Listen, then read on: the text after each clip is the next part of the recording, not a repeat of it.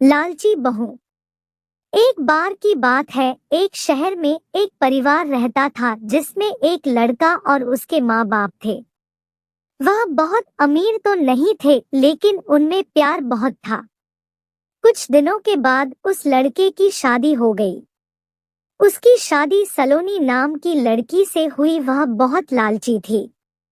वह अपने पति को किटी पार्टी में जाने के लिए बार बार नए कपड़े और गहने लाने को बोलती थी। उसके पति ने उसको समझाया कि अपने बराबरी वालों से ही दोस्ती करना चाहिए।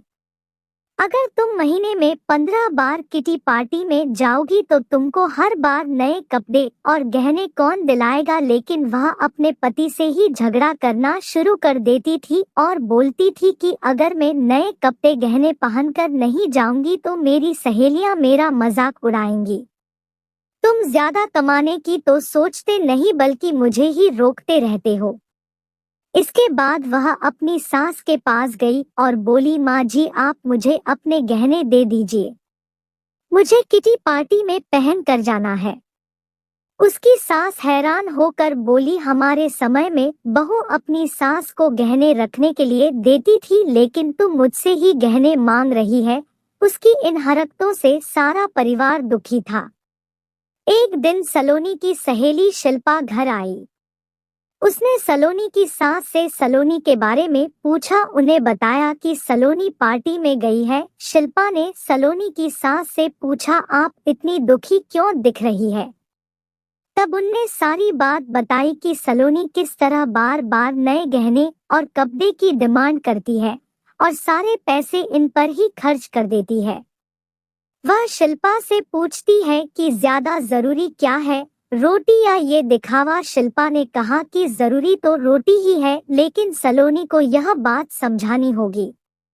सलोनी की सास ने पूछा, वह कैसे। इसके बाद शिल्पा ने कहा, देखते जाइए। शिल्पा ने अपने जितने भी गहने और नए कपड़े थे सब लाकर सलोनी के घर रख दिए और उनका सारा राशन और फर्नीचर लेकर अपने घर चली गई। जब सलोनी घर आई तो अपने अलमारी में नए गहने और कपड़े देखकर बहुत खुश हुई। इसके बाद वह अपनी सास से बोली, यह किसके हैं।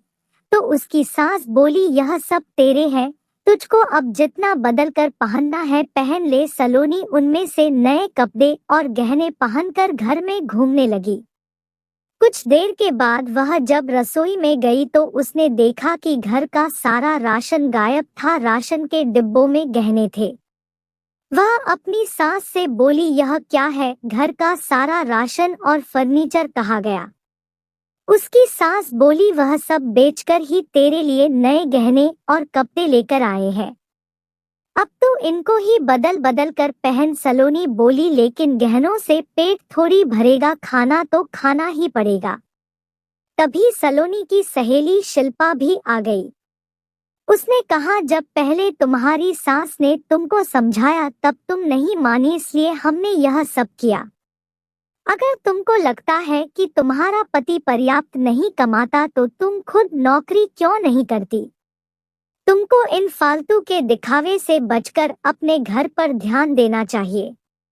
अब सलोनी को अपनी गलती का एहसास हो चुका था। अगर आपको हमारी स्टोरी अच्छी लगी हो तो अपने दोस्तों के साथ भी शेयर कीजिए और कमेंट में जरूर बताइए कि कैसी लगी हमारी स्टोरी। आप सभी लोग हमारे इस चैनल को सब्सक्राइब जरूर करें।